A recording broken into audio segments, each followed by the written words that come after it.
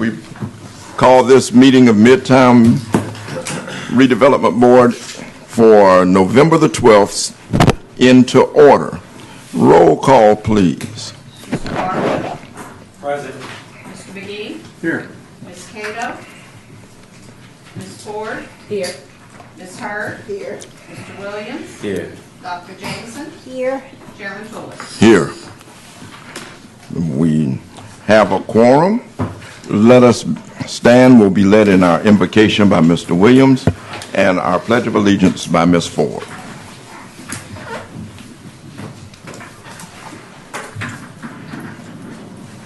Let us pray. Our Father in heaven, we come thanking you and praising you for this day, for your many wonderful blessings, Lord, for allowing us to see another one of your days, Lord, and for providing us with health and strength, Lord.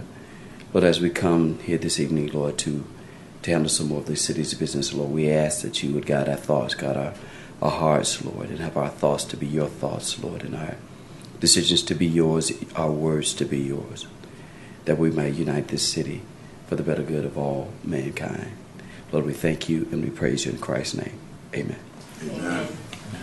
I pledge allegiance to the flag of the United States of America and to the republic for which it stands, one nation, under God, indivisible, with liberty and justice for all.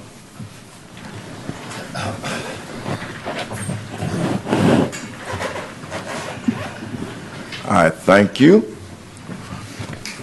Let us go to the approval of our minutes for October the 8th. Has everyone had a chance to read over them?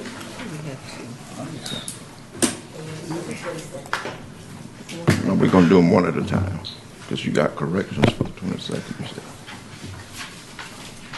said. Any corrections for the minutes of October the 8th?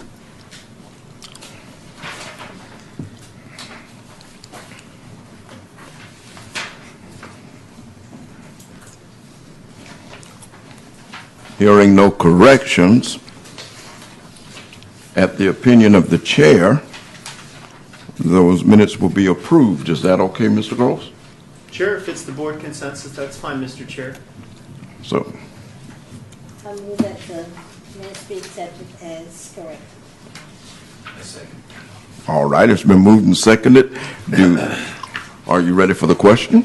Question. All those in favor, let it be known by saying aye. Aye. All opposed? Those minutes are approved. Now the minutes for the special meeting of October the 22nd, 2013. Are there any corrections? Yes, ma'am. Yes, on page 8, paragraph 5, I was speaking of the boundaries of Midtown, and Ms. Hurd asked about the boundaries of Midtown, right side of School Street. I was indicating that it needed to be expanded because every time we look in the paper or whatever the case might be, things were happening in Soul City, Nova Road, and places like that, and was not included in Midtown, but it was being stated Midtown. Thank you. All right. Any other corrections? Is there a motion from the board? Make a motion that we accept the minutes with necessary corrections for Tuesday, October 22nd for the state. So move. No, we need a second. Okay.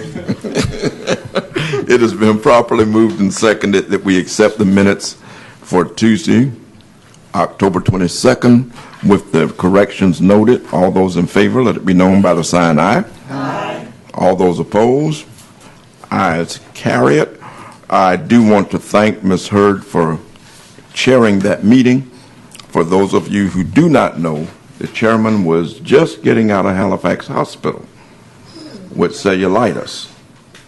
So we appreciate you for stepping in and doing a marvelous job, Ms. Hurd. Well, thank you. If I would known you were in the hospital, I would have sent you a card. Oh, isn't that sweet? All right. We are ready for our staff report. Has everyone looked over the comp stat report? And are there any questions about the report?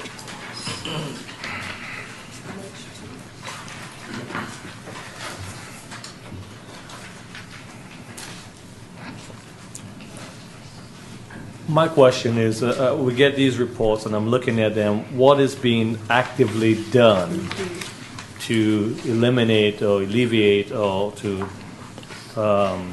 solve them? Well, one of the things that I have noticed, and I'm sure we can ask Captain Blanchett and get a more direct answer from the police department, I have noticed that on Marion Street alone, the police are patrolling more regularly now. That's something that I think is a big improvement because many of us know that there were times you may not see a patrol car come through there for almost a week. And now I'm noticing they are patrolling more, at least in the southern part of the Midtown area, which is deterring crime. I've noticed that many of our evening workers are no longer on the streets, which is a good thing. And they're doing some good things to try to rectify some of the things in the area. All the things individually, we'd have to ask Captain Blanchett more directly. But Mr. Bryant, do you have any further input on that? Board, if you have an opportunity to go out to the CompStat meetings that they have on Thursday mornings, you get a lot of insight on what they're doing in our area. They actually show pictures of people they're looking for. They tell you some of the stuff that some of the different cases that they're going after, to the point that as much as they can, they'll give you much information they can, and they do that for all the zones. So the captains in both areas, they go through thoroughly. They go through this report. Like I say, they show pictures of who they're looking for. They give you information about who they arrested during that time frame, and it's an eye-opener for you if you get a chance to go. They have it every other Thursday at 8 o'clock at the police department. And I try to go just, unless I have another meeting or something, I'll try to attend, because that's where you can ask some questions, and you can get some real serious answers on what activities they're having in our area. And it's eye-opening to see the people that they're actually looking for. I've seen some of these guys they're looking for walking down the street, and I didn't know they was actually looking for them. And so it's an eye-opening for you. And if you get a chance to go out, I think you'll understand and appreciate what they're doing in our area. Mr. Bryant, when you say every other Thursday, could you be more specific? Is it first and third? Like, I want to know, because I may not can get to all of them, but I would like to attend some. They won't have it this Thursday. It'll be next Thursday. So first and third? First and third. I think it's first and third. But I think if you just do it every other Thursday. Yes. It's not like a first and third. Yeah, every other Thursday. So it will not be this Thursday. It'll be next Thursday. Yeah, I think they had one last Thursday. But it's on the internet. If you look on the website, it'll tell you what the dates are. And it's open to the public? Or yes. Anybody? Okay. It's open to the public. And they feed you breakfast, too. There you go. Oh, well, I'll be there. Compliments of Frank Hickman. What did you say? Say that again. I say compliments of Frank Hickman. Tell me before then. You Yes. say, and something about brothers. I say breakfast. They feed you breakfast. Oh. Yes. Mr. Chair, I guess what I was asking, I know the police department is doing a great job. I can see certain changes. Seem to be some hot spots. I guess my question was more referring to as a community. What are we doing for the community, for as a Midtown Redevelopment Board? How are we trying to engage the community, the citizens, to make changes? I mean, is there, I'm sure there are. Things that's happening. I know Light Up, Midtown is great, bringing families together. Are there other projects, other things happening? Yeah. Well, one of the things that has happened, and it's been spearheaded by one of our board members, is we do have a community watch. Oh, good. Okay. And Mr. Williams, could you speak a little bit further as to some of the things that is being done? Excuse me. Well, we want to do, which is we're trying to be proactive and not only address just the crime, but address other issues in the community that, if not leading to crime now, will eventually lead to crime. One of the things that we have a neighborhood watch meeting that meets the second Monday in every month at the Dickinson Center in the activities building. And we're doing various things. We're partnering with Turity Elementary School, and we're eventually going to partner with Campbell School, so that we can address the truancy problem.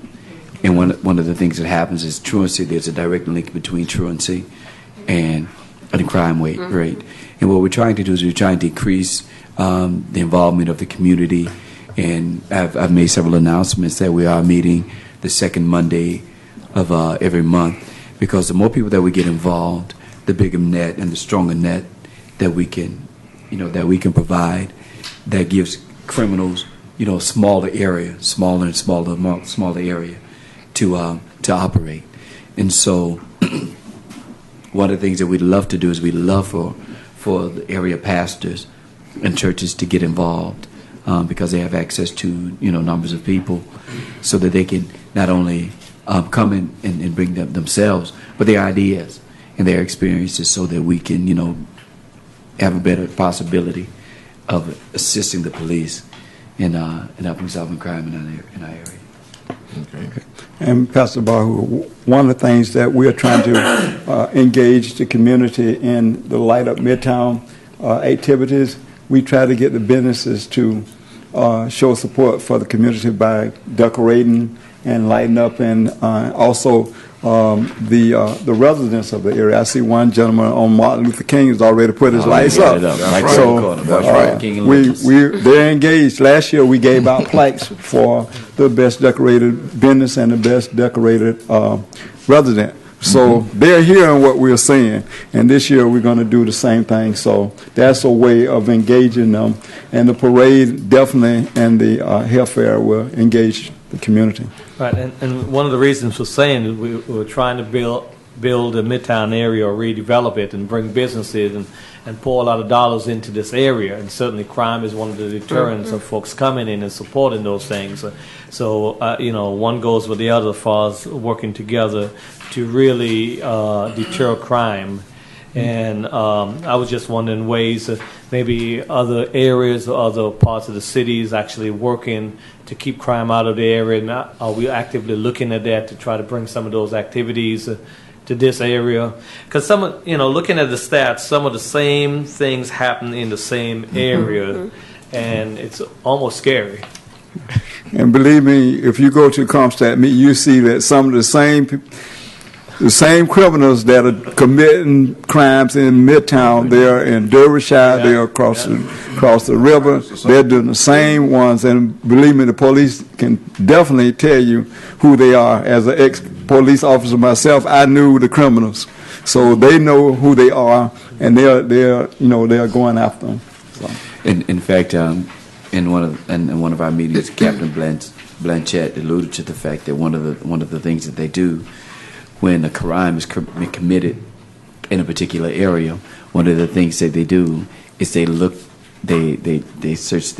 research to find out who commits that kind of crime was actually released from jail or prison recently, and it gives them, and oftentimes it gives them a lot of information as to where they should look for, to solve crimes. Well, I'm glad to hear that, because at first I did not think there was a whole lot of follow through. So I was like Pastor Bahu, the same type of crimes are being committed Right. over and over and over. But I'm glad that you are taking the initiative to seek out, especially with the youth, because it's been a lot in that Orange Avenue, the PPU, South Street area where adults are having juveniles commit crimes and break-ins during broad daylight. Because they know it's a turnover, they go in and they get right back out, released to the parents. And people are suffering the consequences of all of that and losing stuff. And unfortunately, our youth is a part of a bigger ring than what we know about. Oh, absolutely. And that's why Right. we really, really encourage the involvement of the community, because that's the police's, ace in the hole, if you will. That's the way that police can really sink their teeth into the crime with the information that we give them and our involvement, our eyes. When people know that we're looking, they'll go someplace else. Right. And when they know that they're looking over there, then it kind of creates a net. Right. The domestic assault and battery, I'm just looking at that page real quick, from 9/22 to 10/5, within 2.5 weeks. That's an awful lot. I know that's throughout the city, but again, if the citizens are fearful, then they're not going to come out and support some of the positive things that are being done. And there's an education piece to this. When you go to the CompStat meetings, you'll find out that a lot of the car breaks and a lot of the cars that are being stolen, actually the people leave their doors unlocked, they leave their purse open, and a lot of them, most of the cars that are being stolen, keys are in the car. Right. And so Over you make it 50%. easier for the criminals when you do that. So they try to educate people not to leave the keys in the car, not to leave anything valuable where in eyesight where the criminals can see them, and thereby they'll move on if they don't see something visible. But if they see something they could get and sell, then they'll break in there and go to the pawn shop and sell it. So that's the kind of activity that they are looking at. Yes, sir. Mr. Williams, I think I asked this before. Your group meets Monday before this board. Is there any way that you all can change dates or so? I'm asking that because some of the same information is being shared tonight that you all share on Monday night before this meeting. And if we change the meeting, if you look at changing the meeting date, maybe we can encourage some of those same people to come to this meeting. I see.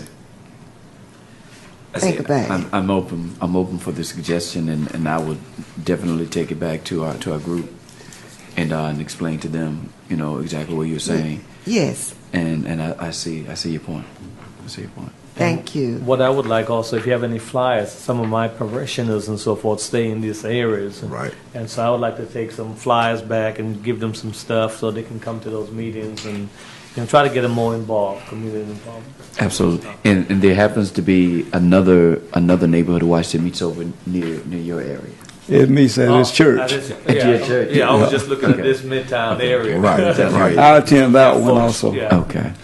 One of the other things that I think that a lot of times we hear it on the police television shows and on the reality shows, but we don't understand that one of the main ways that the police are able to track people was what was mentioned by Mr. Williams, their modus operandi, their mode of operation, what they normally do. And the first thing that we hear people saying is that it's just police harassment. They're just saying that because I did it before. Well, yeah, that's exactly why we're saying it. Yeah. Because that's what you do every time you get out. We pretty much agree. Okay, and the other,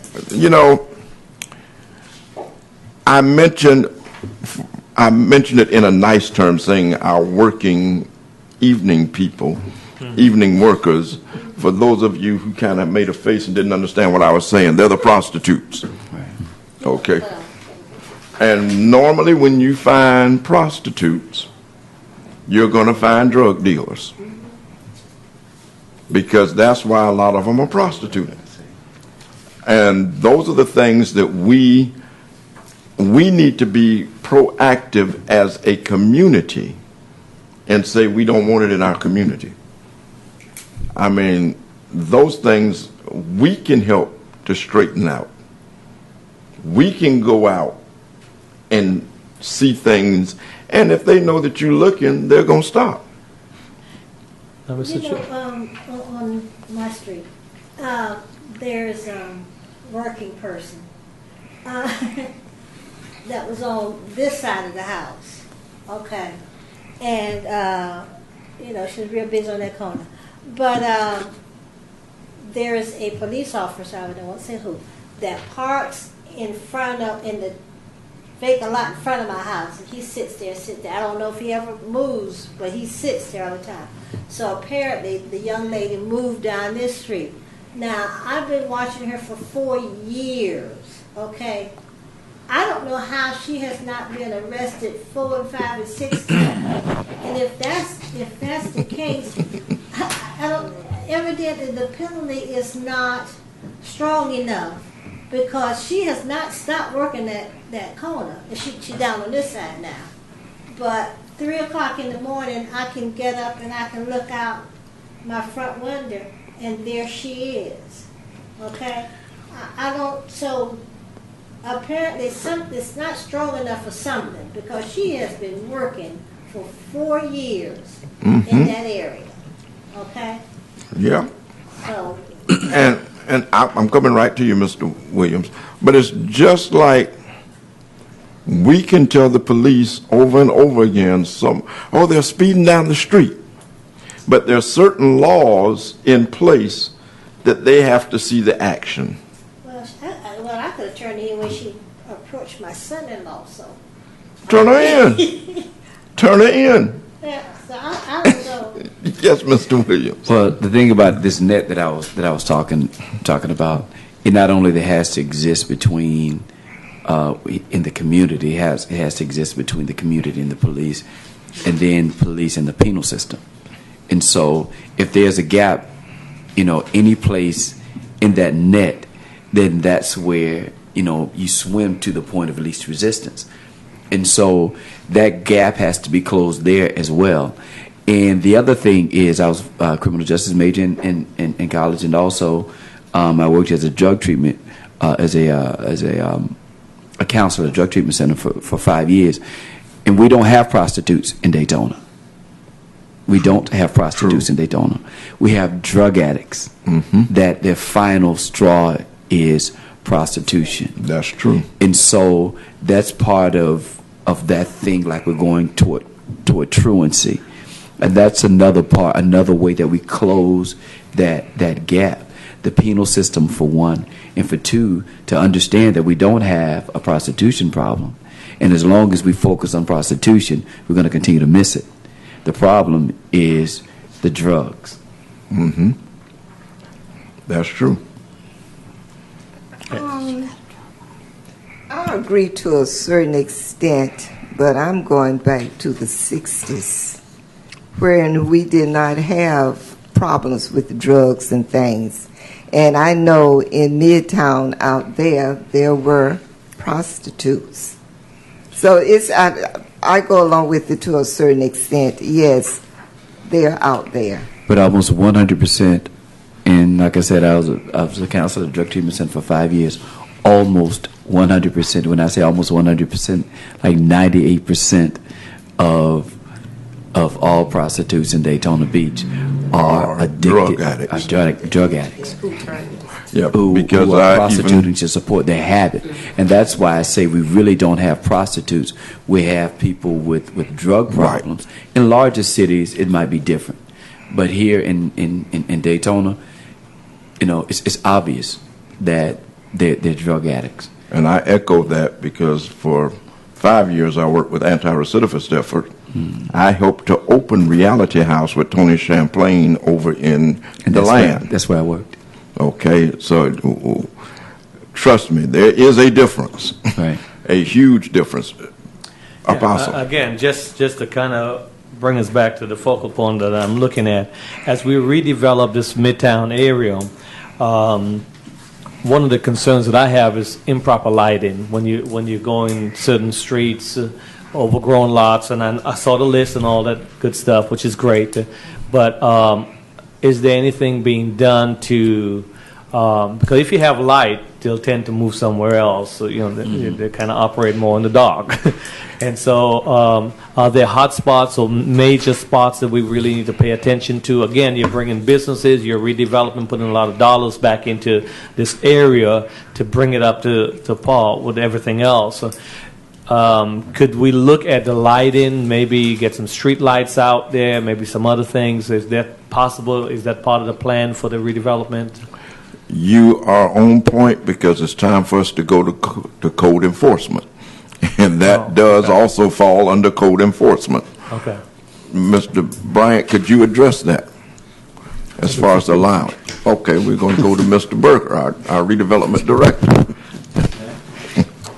Take this one at a time. Talking about the physical parts of the neighborhood, right? So the issues are lighting, and is there going to be a change in the lighting? Like street lights, Right. in certain areas Right. that are most crucial or critical. They've been making some upgrades in the lighting. I know that has happened, but we have a long way to go on that. I know we were talking about, was it on MLK, Martin Luther King, and getting some better lighting there. Orange Avenue, as you know, is going to be upgraded with better lighting. But as far as those residential streets in between, the LED technology is coming along, but it's very expensive to replace, and yet it saves money in the long run.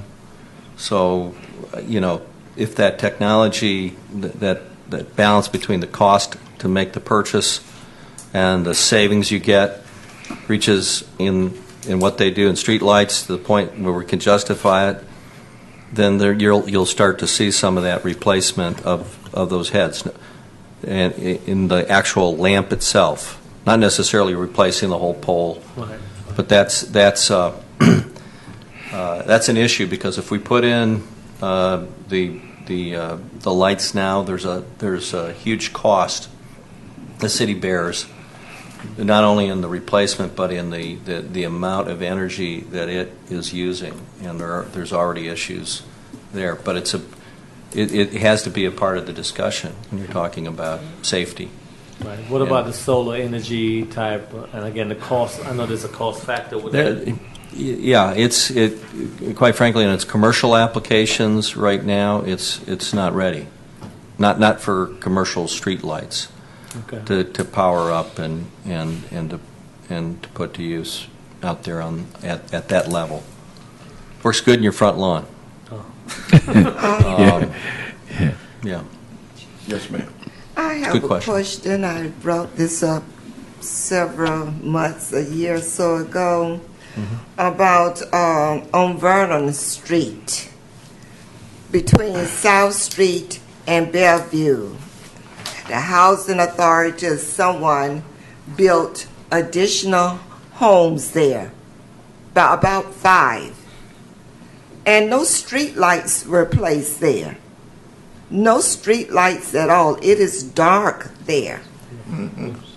What can be done about that? On Vernon, this is between South Street right. and Bellevue. Okay. It's outside. It's not. It's outside of our Midtown area, but you're asking. I'm sorry. That's all right. I get it. It's the Midtown area in all of our minds. Cognitively, we That's what I was look talking at about it. when Forget I the was map, telling you the about technical the, boundary. Yeah. Boundaries. Yeah. All of that is Midtown. Sure. And what I'm going to say is that that's something, Charles. We can ask the question of our folks down there to see what is the status of any extra lighting they're going to put down there on Vernon. Okay. Appreciate Get it. an answer back to you. Okay. Any other concerns with the Yes. code enforcement. Yes. Yes, Parking ma'am. on sidewalks. I brought this up a couple of weeks ago, a month ago, on Magnolia and MLK. They're at the record shop and other places, but that is so obvious. They park on MLK up front on the sidewalk. If they're afraid to park their cars where it should be, they need to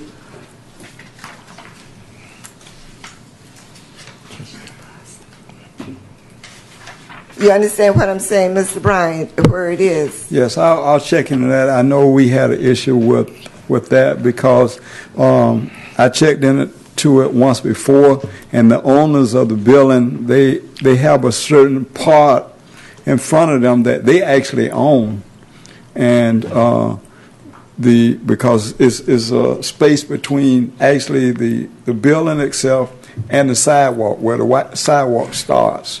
But I'll check into it again. So you're saying that all over the community, the city, if there is space between the building and the sidewalk, they can park there? That's what I was told once before, but I'll check it out. We'll challenge that. I think it's. I don't think typically we want cars parking, especially in a commercial area, in the front yard. But there may be somebody who's grandfathered in, or there's something that's been allowed there. Yeah. If it's properly done, that they can have parking right in front. Just got to look at the individual case. Going back to the improvement of Midtown and everything, it's not going to be improved until we start speaking out more. And I would love to see Midtown improved. And something must be done because we are going to improve. There's Orange Avenue and MLK. Once we get those two done, we can see improvement. But we, as members of the community, we're going to have to speak out also about activities and things going on in the community. Okay. I want to make a note that the car wash did take down the second. They did. So They did. that's finally. They did. Now, I have another question here. Has there been any, or are there any houses that's targeted for demolition because of excessive damage to it, or because of drug problems? I'm looking at one of the things, major roof damage, anything. Is it the same property over and over that the city is trying to fix up each month, or try to track down the owner? And I know in some areas there are some houses that are targeted because of high crime or some.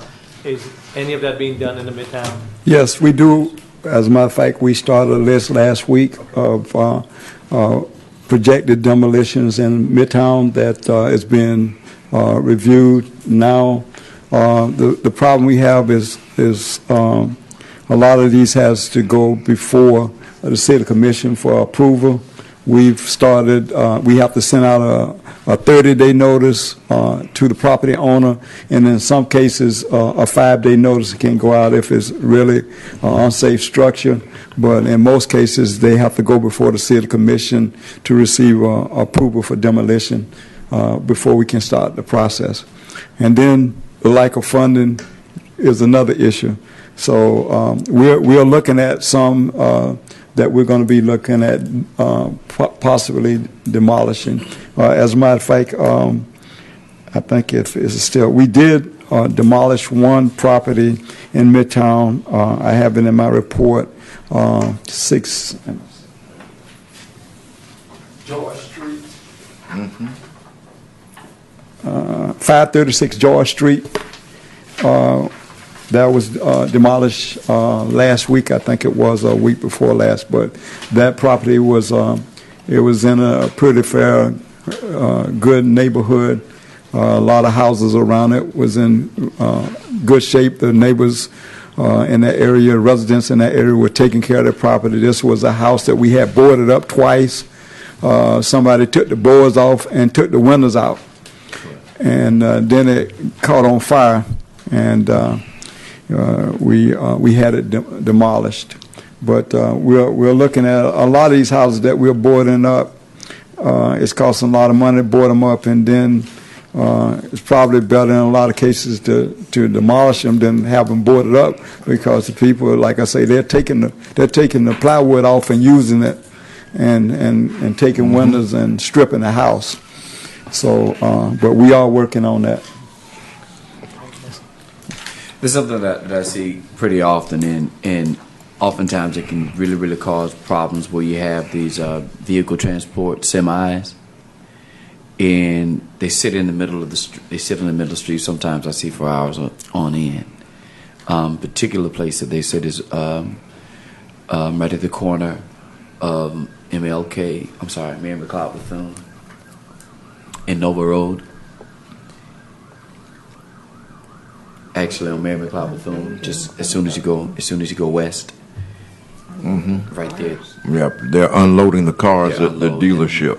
Right, and they sit there sometimes for hours and hours and hours. And one of the things that's the problem is it's right at an intersection, and also it's right there. There's an exit and entrance from the strip from the Daytona Mall right there, and then as soon as you get past it, there's a right turn where you can make onto Wilson Street. I think that is. And that I see that cause some real problems sometimes. Okay. Now, To it.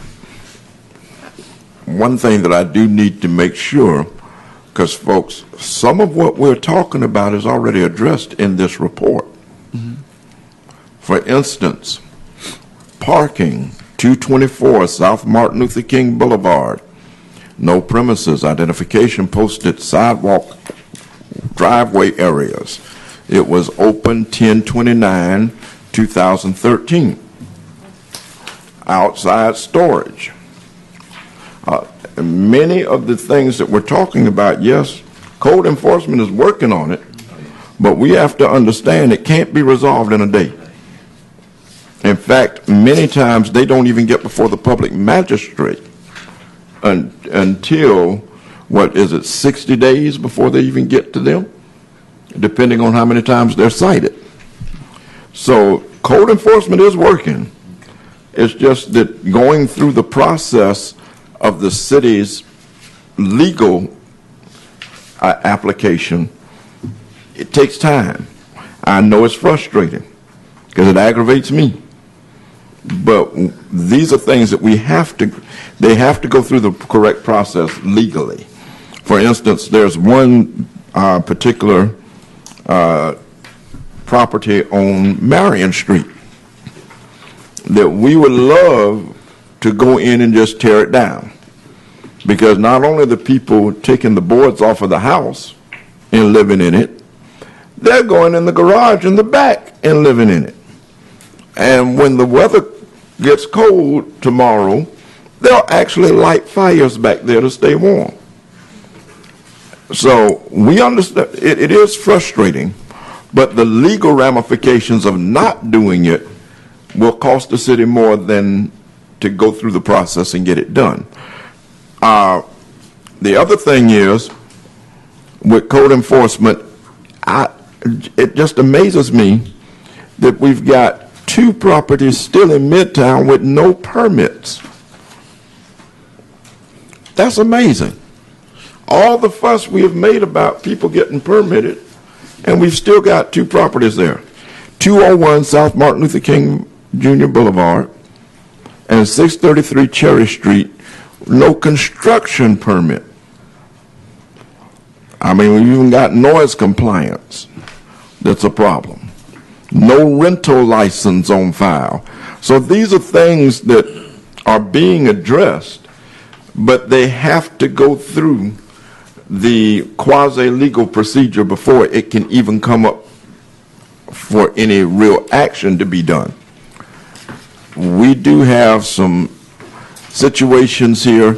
Some of us may even know the people that own some of these properties. We need to talk to them, because yes, we are finding things that are wrong, But I found that if we can go and talk to the people before we send code enforcement out there, a lot of times they'll do something. Now, if they don't, then we just send code enforcement out. We aren't necessarily a policing agent, but when you know people, it's just good neighborly, what do I want to call it? It's just good being a good neighbor for you to go and say, look, do you know you're in violation? A gentleman just bought the house across the street from me. And I went and told him, look, now, you can't park your van on the lawn because that's a violation of the code. Oh, I've been dealing with codes all. I said, well, let me let you know now, I'm the chairman of Midtown. And if you park there, I'm turning you in. He parked in his driveway. Okay? So things I'm telling you is not things I'm just saying. They're things that I'm doing. So please, if you know things are going on, go and talk to the people. Because Mr. Bryant and code enforcement only have so much manpower hours that they can give. But we have more access to them. Now, the other thing I'm coming in and piggyback on what Apostle Barhu said, we do need to get our churches and communities actively involved. And for those of them listening, I've been asking pastors in the Midtown area to come out to the meetings. Your congregation needs you to be here to support. Those are things that I'm really active on, and I'm sorry for saying all this before we get to board comments, which is when it should be said. But because we are dealing with the code enforcement issue, we need to do some things. Okay? Yes, ma'am. Code enforcement, I just want to clarify what can be done. I think I'm concerned about backyard junk. When I say backyard junk, I'm talking about cars, other large instruments, tools, and things like that. But basically, cars. No tags, no insurance, been parked for years, deteriorating. I'll say this to you, Ms. Hurd. If you give me the information, you had one before, you gave me the information, and we had it removed. So, yes, you did. So if you give me the information, then I'll make sure code enforcement is made aware of it and see if it's something that can be done about it. Because I think it was mentioned or told to me before that I'm sure they don't just walk in the back of yards and things like that. But if someone gives them permission to go next door in their yard, they can see 3 or 4 houses down the road in the back. It just takes away from the neighborhood. Thank you. But now, one of the things we also have to remember, people have constitutional rights that cannot be violated. Such as? Such as, even though a policeman may think that someone has done something, they cannot go on that property. I did not. And if they notice it from another location, it won't hold up in court. I did not say that. I say if I or the persons gave them permission to go in their yard for whatever reason. If they observe it from another location.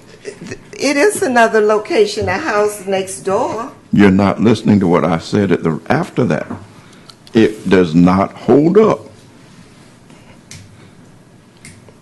I don't quite understand or follow you. I really don't. In other words, if I'm standing here and you give me permission to come into your backyard and I see across your fence that Miss Ford has something in her backyard, until I get permission to go into her yard, it won't stand up in court. And the reason I'm saying that is because I've seen it happen in the special magistrate. Well, I'm the type of person, try again. That's just. So, so for clarification, just. Now, if you file a complaint, that's a different story. Now they've got probable cause to go because you filed a complaint. I was going to ask, because I'm not always as sharp as tool, back in the drawer. So I just wanted clarification that there's absolutely nothing that can be done if I just happen to see from an angle something riding down the street, something in somebody's backyard. Okay. Now, if you have them next door to you and you file a complaint, now there's a reason for them to go. But I can't file a complaint on your street. No, if you don't live on it.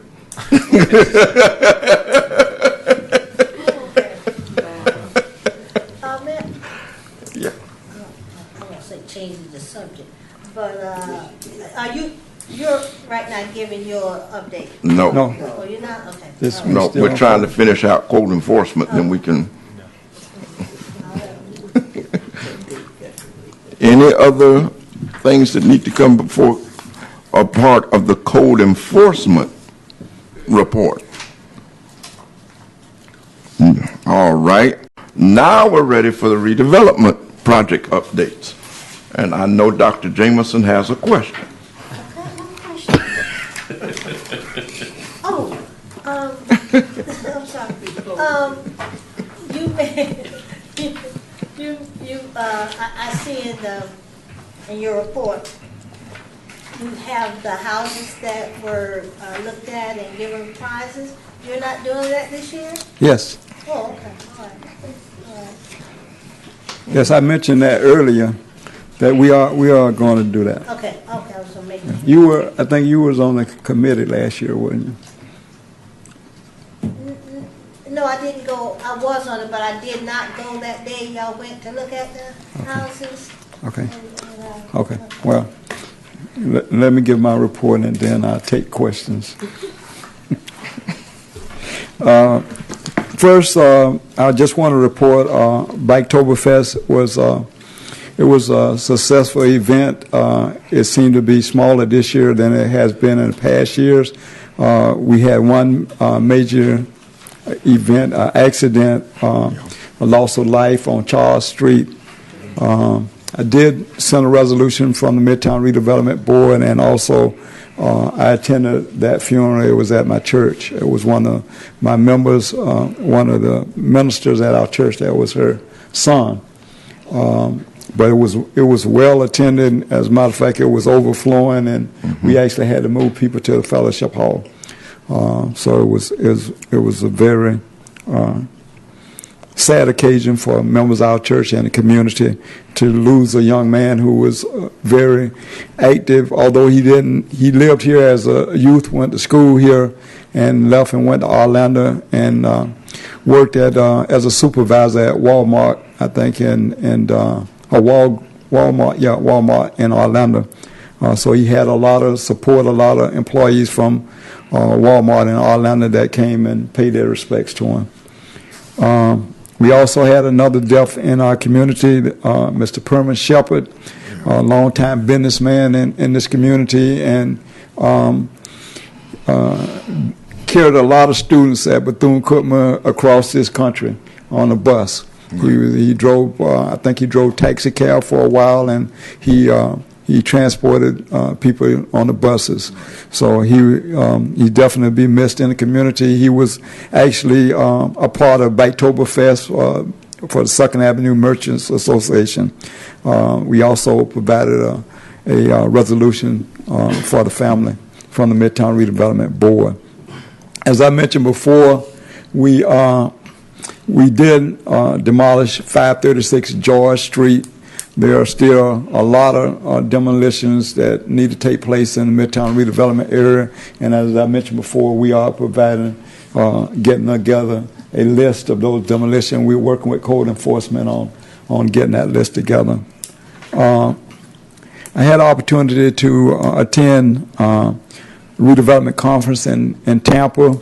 It was well attended. It had a lot of people from across the state that attended. It was a Florida Redevelopment Association conference. Attended a lot of different sessions and brought back some ideas about what we should be doing in Midtown, and I'll share those with you probably at the next meeting. But it was a very successful meeting. Jason Jeffries from our department was one of the presenters. He did an outstanding job.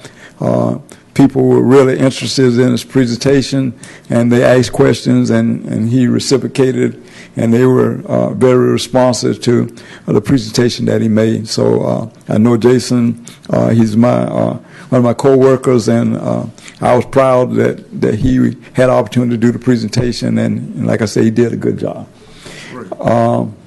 The Light Up Midtown Christmas activities, you see the flyer there.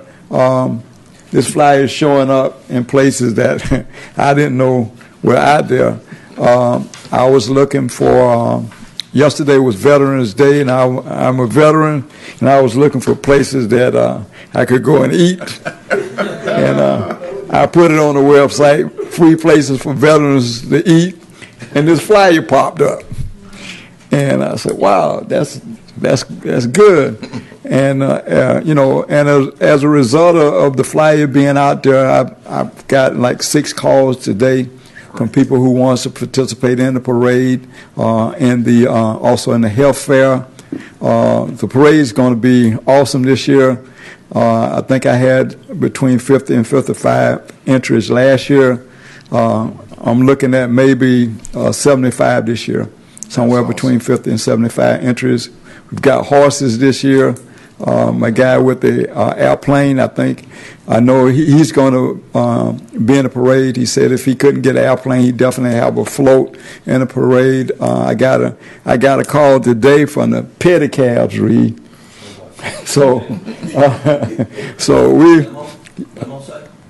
The limo cycles on the beach side, they want to participate. I might put Santa Claus in one of them, So it's going to be a great event. The health fair is coming together. The health department is doing a great job putting that together. If you know your doctor, any type of health agency that would like to participate, we would love to have them. If they contact me, I'll send them out an application. We want to try to put at least 30 to 35 health agencies at that location. I'm looking at getting some type of toy or some type of blow-up for the kids to try to attract them to come. And the only food that we're going to be serving out there is going to be healthy food, except maybe some hot dogs and some water for the kids. So this is a health fair. We're not going to have any fried chicken or barbecue ribs, any of the unhealthy food. We're going to have healthy food on that day. After that, you got vendors, so you could go and leave the health fair and go get unhealthy if you want to. But at the health fair, we're going to stay healthy on that day. And we're looking at, on that evening, lighting a Christmas tree. We're able to purchase a tree this year. So I put on my begging shoes, and I went out and I begged us up a live Christmas tree. Wonderful. So we're gonna have a live Christmas tree, and I'm putting on my shoes again. I'm going to Walmart and Kmart, so I hope y'all watching. I need some decorations. So we're going to be going out looking for decorations. If you all have some, you want to donate, we'll definitely take them and we'll put them on the tree. As a matter of fact, I was told instead of one tree, I have 3 now. Great. So we last year what we did, we had a tree and we had the kids to decorate it. So we want to do that again this year because we actually had there that showed kids what we did when we didn't have decoration or we couldn't afford to buy decorations. We made our own decorations. So we are teaching them to make their own decoration, and they'll put them on the tree that day. Right. But we'll have the lighting of the tree, the main tree that we're going to do that night. Yes, ma'am. What do you need us to do? I need you to be on the committee again like you were last year and attend my meeting at 4 o'clock tomorrow at the Yvonne Scarlett Golden Center. Yes, ma'am. You asked, so. Yes, sir. You had a question? Okay. Yes, ma'am. Is it a fee for the participants in the health fair part? I know No. the parade it is. No, there's no fee in the health fair nor the parade. John, I can't make it 4 o'clock tomorrow. I'm going, my grandson's being inducted to the National Honor Society in Orlando, so I can't make it tomorrow. Okay, we have one the next week. Okay. We're meeting every Wednesday except Thanksgiving week. Wednesday. Yeah, every Wednesday 4 o'clock at Yvonne Scarlett Golden. Okay. Yes. Well, if y'all could move that to Thursday, I could be there. No, sir. Wednesday at 4 o'clock. I can't be there. That's all right. We'll get you. We got something for you. Okay. Okay. And anybody want to participate in the parade, we do have applications, and we'd love to have you participate. Different organizations. We still have some out there that we haven't heard from. If you know some, just give them my number. Tell them to give me a call. We'll get an application to them. I know Holly Hill is having their parade the same day. I don't know what time they're having theirs, but we live in Daytona Beach. And the letter that I sent out saying, I know there are other events around in the surrounding areas, but the residents of Daytona Beach, that's why we're doing this. So we're asking you to support Daytona Beach. Question, sir. What needs to be done to get television coverage? I've sent information to Channel 13. Today I had a telephone interview with the Hometown News. So they're doing a story. The Hometown News is doing a story.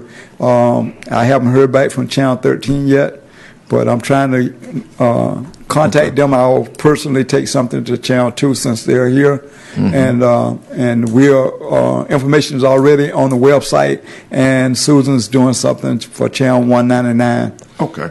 So we're trying to make sure we get it out there.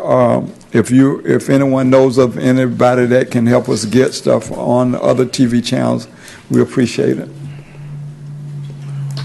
We don't have money to pay for it, but we will gladly accept them getting information for us. It's a community event. Yeah.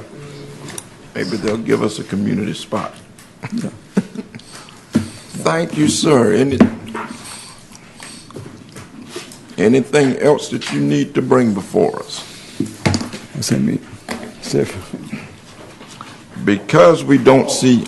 Excuse me. Before I sit down, if you look in the last page of your packet, it says, Happy Thanksgiving. All right. I'll be in L.A. Because we don't have any public, that's the reason we haven't asked for any public comments on anything that was done, which mainly was just staff reports, so there shouldn't have been a public comment. We will go to our board comments. We'll begin with Apostle Barhu. No, happy Thanksgiving to all. No more comments. All right. Mr. Williams? Likewise, because I don't want Charles to find something for me to do, so I'm not going to say that. Dr. Jameson? Mr. McGee? I wish all of you a very happy Thanksgiving, and this year's coming to an end here.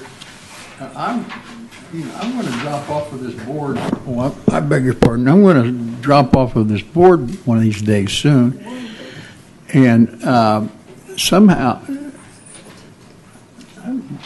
I think I've been here 16 years.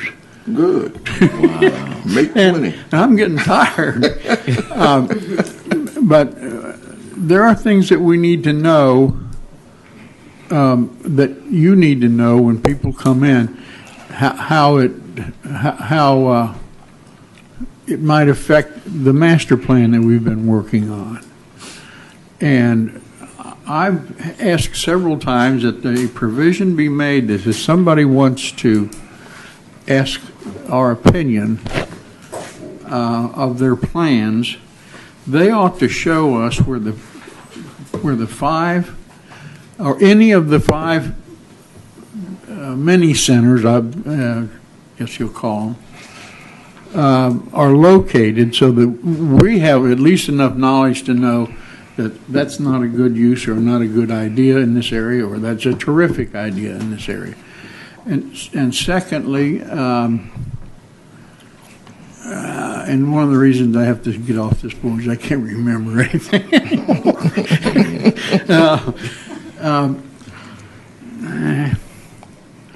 I'll just keep pecking away until we're out of here. Okay. And I've enjoyed you guys are a great board, by the way. I've seen all of them. Thank you, sir. So I commend you.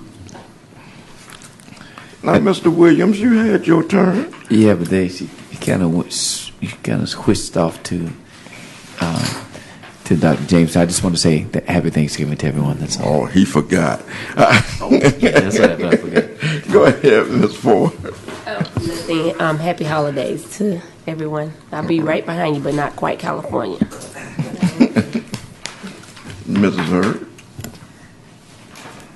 I would like to make an announcement for tomorrow night. Those of you who are not busy and want to hear some good singing, come out to Shiloh Missionary Baptist Church to hear renowned singer Dorothy Norwood at 7 p.m.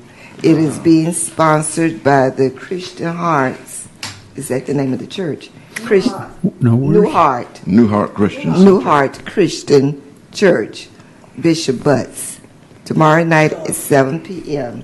Dorothy Norwood. Wow. I wish all of you a very, very happy Thanksgiving. And my family told me yesterday, you're going to have to do this again for Thanksgiving Day. So I guess I'll be busy cooking. Guess who's coming to dinner? The doors are open. The doors are open. Now, just one thing, Ms. Hurd, do you know if there is a free will offering being taken, or is there a cost? A free will offering will be taken. Okay. And you know we people can ask for money. So, no, a free will offering will be taken. The concert itself is free. Okay. All right. And I want to thank everyone on the board for what they've done. Did you have something, Mr. Bryant? 7. I want to especially thank our AV department. A lot of times they go unnoticed. And Ms. Stone, we welcome you as our new GPS person or GP something? GIS. It's some letters. We welcome you to that. She's the one that actually will be the one that targets different things on the map and stuff like that, put maps and all that stuff together for us. We welcome you aboard. I want to thank all of the staff for the work that you've been doing all year long. You've done a marvelous job. And Ms. Groom, thank you. Mr. Berger, Attorney Gross, we thank you all. Mr. Bryant, thank you for all the hard work that you do.